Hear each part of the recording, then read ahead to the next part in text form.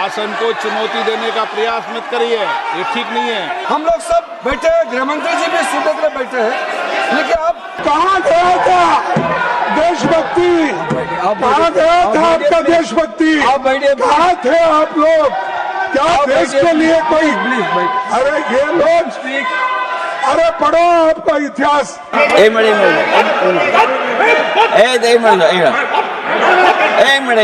Vote chori is an anti-national act, and those across the aisle are doing an anti-national act. से सदन नहीं चलेगा।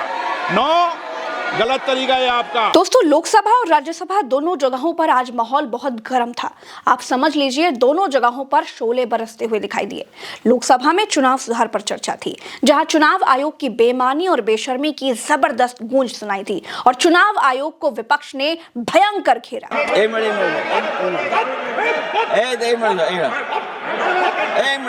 और राज्यसभा में वंदे मातरम पर चर्चा थी, जहां पर विपक्ष भाजपा की भेदभाव वाली राजनीति पर जमकर हमला बोल रहा था। What is your problem? No. What is your problem? If anything unparliamentary, My problem is that दलितों को मंदिर में नहीं आने देते। My problem is that शादी में घोड़े पर बैठकर चल नहीं देते।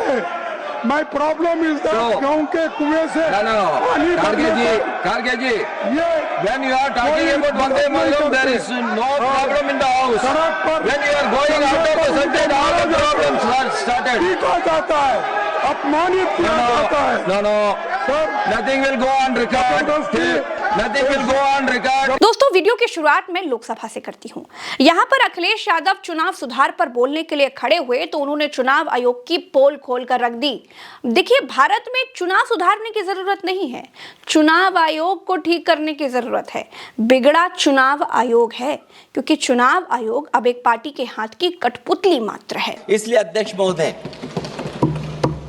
मैं कांग्रेस पार्टी के सुझाव से सहमत हूं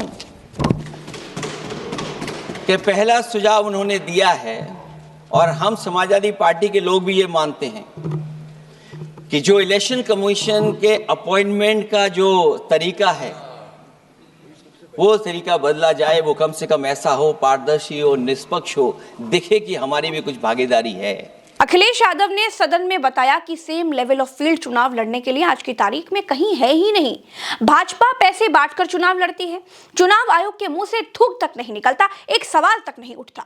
लेकिन जब अखिलेश यादव की सरकार थी, तब इसी चुनाव आयोग ने कैसे टैबलेट तक बांटने पर रोक लगा दी थी। सुनिए अखिलेश यादव ने क्या कुछ कहा और समझिए कि वो कहना क्या चाह रहे हैं। 10,000 बिहार में बांट दिए। अभी सुना है कि बहुत सारी महिलाओं ने कई जिलों में आंदोलन किया है, वो 10,000 के वादे से मुकर रहे हैं लोग।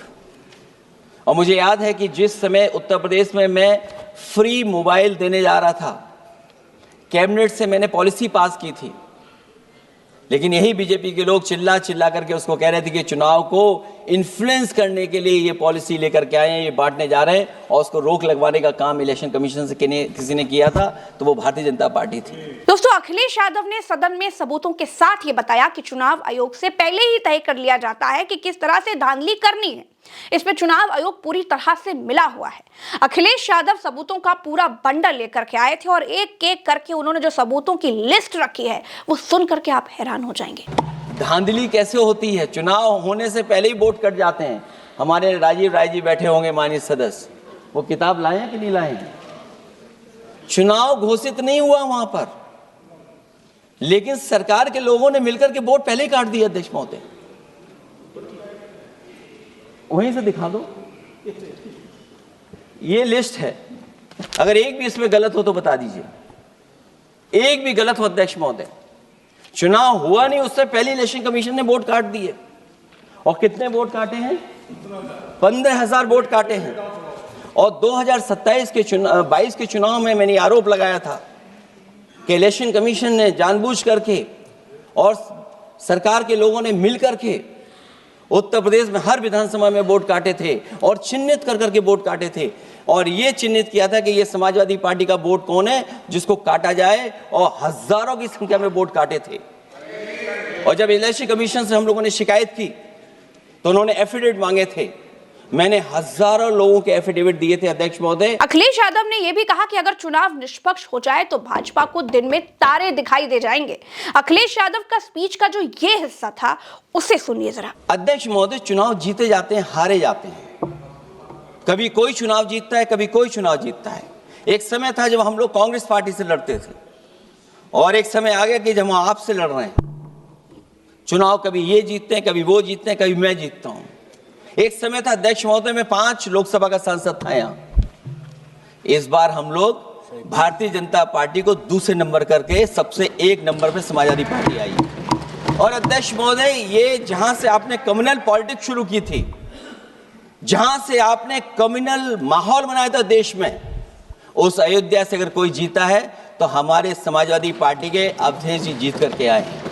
ये चुनाव जीते जाते हैं, हारे जाते हैं, लेकिन जिस संस्था की जिम्मेदारी है निष्पक्ष रहना, वो आखिरकार संस्था निष्पक्ष क्यों नहीं है, सवाल ये है। इसके बाद चुनाव सुधारों पर बोलने के लिए राहुल गांधी खड़े हुए। राहुल गांधी का जब नंबर आया तो संसद में अचानक से हल्ला होना शुरू हो गया। राहुल गांधी का पूरा भाषण आज अंग्रेजी में था। उन्होंने कहा कि वोट चोरी राष्ट्र विरोधी काम है और इस समय जो लोग इस तरफ नहीं देख रहे हैं, मतलब चुनाव आयोग, वो भी राष्ट्र विरोधी काम कर रहे हैं। अब सुनिए राहुल गांधी ने आज संसद में क्या कुछ कहा। I'd like to conclude by saying that the biggest anti-national act you can do is vote chori. There is no bigger anti-national act that you can do than vote chori. Because when you destroy the vote, you destroy the fabric of this country. You destroy modern India, you destroy the idea of India. So I'd like to conclude by saying vote chori is an anti-national act, and those across the aisle are doing an anti-national act. दूसरी तरफ दोस्तों, राज्यसभा में वंदे मातरम पर चर्चा चल रही थी और खड़गे ने मोर्चा संभाला हुआ था। उन्होंने याद दिलाया कि हिंदू महासभा और आरएसएस ने स्वतंत्रता संग्राम में भाग तक नहीं लिया था, और यही नहीं, उन्होंने भारत के संविधान की प्रतियां तक जला दी थी। सभापति जी, मैं सदन को याद दिलाना चाहूंगा कि हिंदू महासभा और आरएसएस ने स्वतंत्रता संग्राम में भाग नहीं लिया था। यही नहीं, उन्होंने भारत के संविधान की प्रतियां भी जला दी थी। उन्हें आपत्ति थी कि जो बाबा साहब अम्बेडकर ने संविधान बनाया था वो मनुस्मृति पर आधारित नहीं था, इसीलिए हम उसको मान्यता नहीं देंगे। और यहीं पर उसको जलाया गया दिल्ली में। उन्होंने महात्मा गांधी, पंडित नेहरू और अंबेडकर के पुतले यही रामलीला मैदान पे जलाए। ये इतिहास है, आप पढ़िए। और जो संविधान को मानने वाले नहीं हैं और हमसे बार बार कहते हैं कि तुम क्या किए, तुम क्या करें, क्या तुम्हारे घर में नौकरी करना, क्या किए देश के लिए करें। हमारे लोग मरे, जेल में गए। खड़गे ने आगे कहा कि बीजेपी और नरेंद्र मोदी को बस कांग्रेस की बुराई करने की आदत लग चुकी है। वहीं बीजेपी के लोग नेहरू जी की छवि खराब करना चाहते हैं, जो कि नामुमकिन है। आप लोग कभी नेहरू जी की ऊंचाई तक नहीं छू सकते। सुनिए खड़गे ने क्या कहा। हमेशा आपकी आदत हो गई है कि कांग्रेस को गालियां देना और नेहरू जी को टारगेट। अरे नेहरू जी का इमेज खराब करने के लिए अगर आप बैठे हैं, वो नामुमकिन है, वो सबसे ऊंचा है दुनिया में उसका नाम है। अब उतना ऊंचा आप कभी नहीं बन सकते, आप नीचे है, नीचे ही रहेंगे। दोस्तों, खड़गे ने आगे कहा कि मोदी नेहरू पर आरोप लगाते हैं कि कांग्रेस पार्टी ने मुसलमानों के दबाव में मूल वंदे मातरम गीत से महत्वपूर्ण पदों को हटा दिया था। लेकिन जब बीजेपी के पुरखे श्यामा प्रसाद मुखर्जी मुस्लिम लीग के साथ बंगाल में सरकार चला रहे थे, तब आपकी देशभक्ति कहां थी? ये बातें आप अब बता रहे हैं। जब आप मुस्लिम लीग के साथ मिलकर गवर्नमेंट किए, श्यामा प्रसाद मुखर्जी और मुस्लिम लीग मिलके आपने बंगाल में जो गवर्नमेंट की, कहां गया था देशभक्ति? कहां गया था आपका देशभक्ति? कहां थे आप लोग? क्या देश के लिए कोई?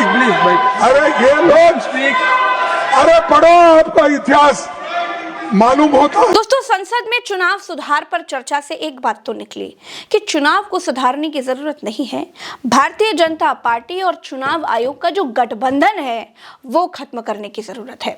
चुनाव अपने आप सुधर जाएंगे। दूसरी तरफ वंदे मातरम से भाजपा सिर्फ बंगाल में माहौल बनाना चाहती है, यह भी साफ समझ में आ गया।